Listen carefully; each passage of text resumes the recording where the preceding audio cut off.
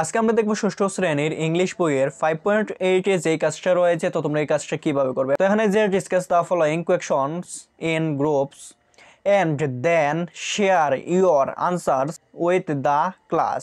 এখানে যে নিচের প্রশ্নগুলো দলে আলোচনা করো, তারপর উত্তরগুলো শ্রেণীতে শেয়ার করো।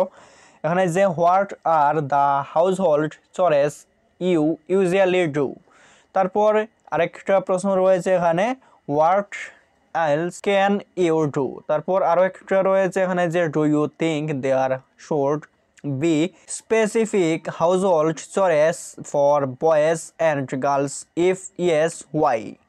তো তোমরা এটা কিভাবে লিখবে, তো চাইলে তোমরা এটা এইভাবে লিখে নিতে পারো। এখানে যে 5.8 দেখতে পাচ্ছ, what are the household chores you usually do, এখানে আনসার দিতে পারো in our house I always try to do my work on my own.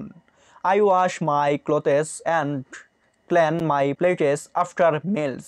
I keep my room and reading table neat and clean. Also help my parents in cleaning activities, cooking and shopping. Besides, I work with them in our kitchen garden. তারপর এখানে যে দেখতেই পাচ্ছ আরো একটা রয়েছে, এখানে যে দেখতেই পাচ্ছ what's else can you do. তো এখানে তোমরা দিতে পারো answer I am activities practicing with my family member in our household চরেস।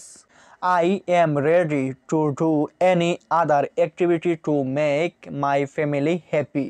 তোমরা এখানে যে 3 নাম্বার রয়েছে do you think there should be specific household chores for boys and girls.